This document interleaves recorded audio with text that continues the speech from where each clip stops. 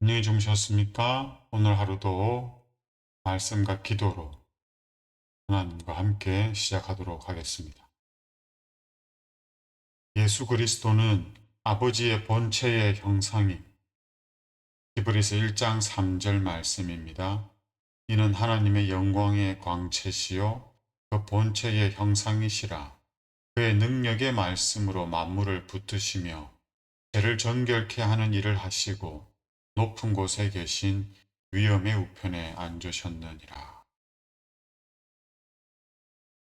그리스도는 누구신가? 그분은 살아계신 하나님의 독생자이시다. 그분은 아버지께 대하여 생각을 표현한 말씀이시고 귀로 들을 수 있는 생각이시다. 그리스도께서는 하나님의 말씀이시다. 그리스도께서 빌립에게 나를 본 자는 아버지를 보았거늘이라고 말씀하셨다.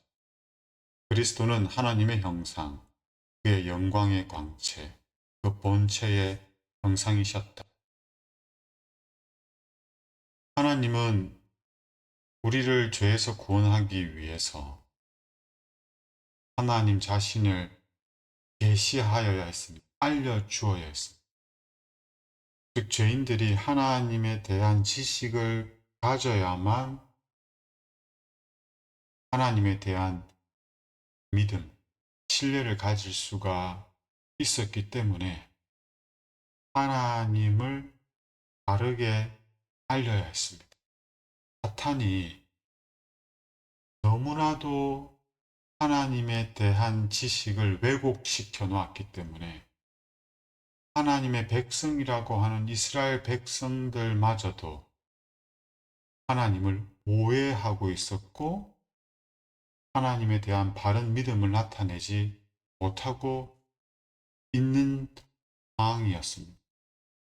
그러한 때에 예수님이 하나님을 바르게 보여주고 들려주고 설명하기 위해서 이 땅에 사람으로 오신 것입니다. 하나님께서는 인격적인 존재로서 자기 자신을 그분의 아들 안에 계시하셨다. 아버지의 영광의 광채이시며 그 본체의 형상이신 예수께서는 사람의 모양을 입으시고 땅 위에 계셨다. 그분께서는 인격을 가진 구주로 이 세상에 오셨다. 그분께서는 인격을 가진 구주로 승천하셨다. 그분께서는 인격을 가진 구주로 하늘 법정에서 중보하신다. 하나님의 보좌 앞에서 인자 같은 이가 우리를 위하여 봉사하고 계신다. 하나님께서 인격적인 존재라는 말은 피조물들과 사랑의 관계를 맺을 수 있다는 것입니다.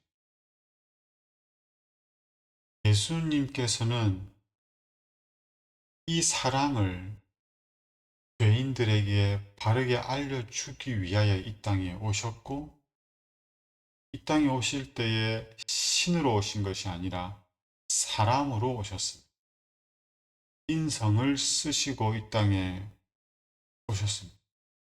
예수님은 사람으로 이 땅에서 나시고 생애하시고 시험을 받으시고 그 시험을 이겨내시면서 어떻게 죄인들을 도와줘야 할지를 시험을 피하고 시험에서 승리할 수 있을지를 알려줄 수 있게 되셨습니다.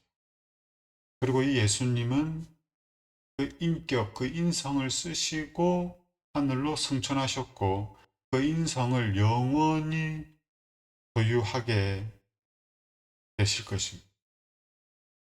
그래서 예수님은 자신을 가리켜 인자라는 말을 즐겨 사용하였습니다. 인자, 사람의 아들이죠.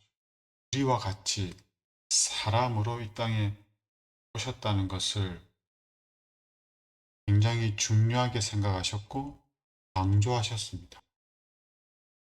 사람들이 소실당하지 않고 그들의 창조주와 친숙해지게 하시고자 세상의 빛 대신 그리스도께서는 그분의 신성에 빛나는 광채를 가리우시고 한 인간으로서 사람들 사이에서 생애하시러 오셨다.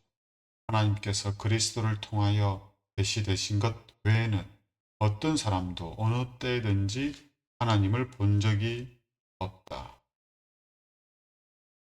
예수님께서 이 땅에 오실 때 신성을 가리기 위하여 인성을 쓰셨습니다. 신성을 가진 채로는 죄인들과 교류, 교통, 인격적인 관계를 맺을 수가 없기 때문에. 그리고 예수님이 인성으로 신성을 가리신 이유는 죄인들을 위하여 그들의 죄값을 대신하여 죽음을 당하시기 위해서였습니다.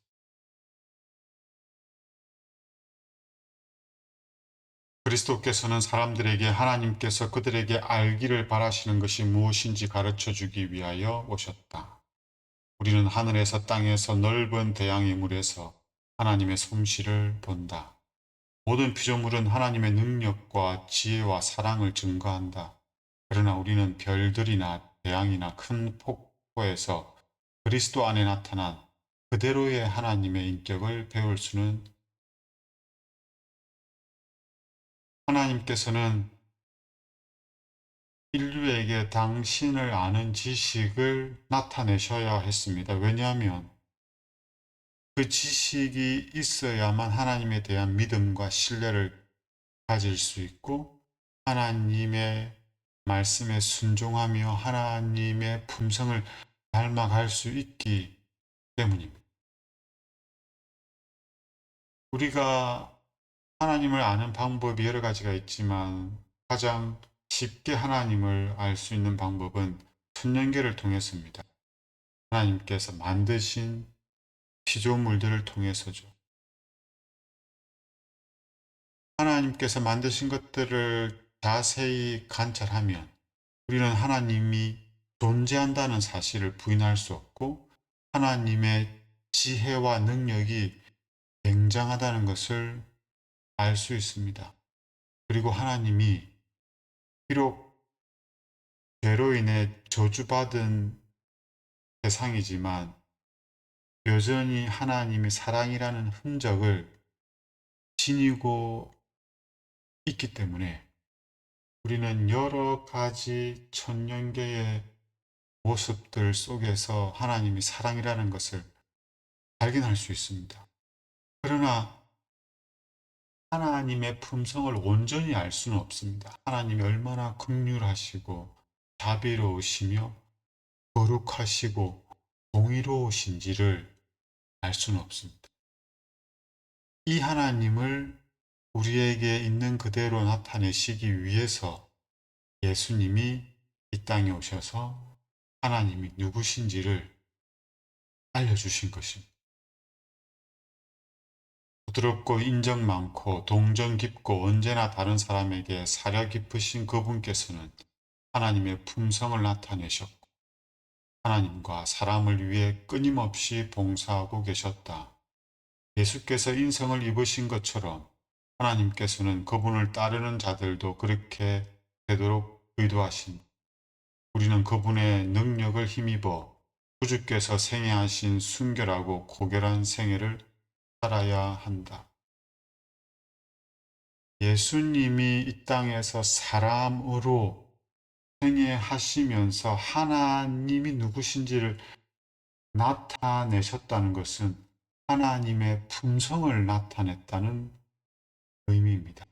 예수님이 이 땅에서 하나님의 품성을 나타냈다는 말의 의미는 예수님이 하나님의 모든 말씀, 하나님의 모든 계명을 지켜 순종했다라는 의미입니다. 예수님이 이 땅에서 모든 계명을 순종함으로 하나님의 품성을 나타내셨다는 말은 예수님이 하나님의 능력으로, 즉 하나님의 의, 하나님의 품성으로 하나님의 거룩하고 선하고 의로운 계명을 지켜 순종하셨다는 것입니다. 이처럼 예수님이 하나님으로 말미암아 생애하셨던 것처럼 우리도 예수님과 하나님을 믿음으로, 예수님을 믿음으로, 예수님이 사셨던 그 생애를 알 수 있다는 것입니다. 예수님이 순종하신 것처럼 순종할 수 있고, 예수님이 사랑하신 것처럼 사랑할 수 있다는 것입니다. 이것이 예수님이 우리와 같은 인성을 쓰시고 이 땅에 오신 목적 중에 아주 중요한 목적입니다.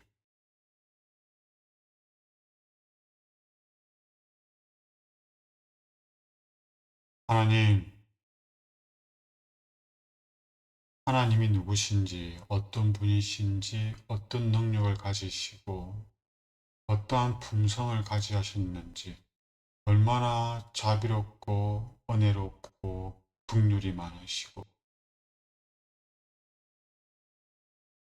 또 한편으로 얼마나 거룩하시고, 공의로우시며, 공정하신지, 또 하나님이 죄에 대해서 어떠한 태도를 가지시며, 죄인에 대해서는 또 어떠한 사랑을 나타내시는지, 이 모든 것들을 우리가 예수님을 통해서 알 수 있다고 하셨사오니, 말씀을 통해 나타난 그 예수님을 저희들이 오늘도 살아가기 위하여 힘쓰게 하시고, 예수님이 이 땅에서 모든 하나님의 말씀에 순종하여 하나님의 품성을 온전히 드러낸 것처럼 우리도 예수님의 모본을 따라 예수님을 믿음으로 예수님처럼 하나님의 말씀에 순종하며 하나님의 사랑을 나타내며 하나님의 음성을 드러내는 나를 살아갈 수 있도록 도와주시기를 예수님 이름으로 기도합니다.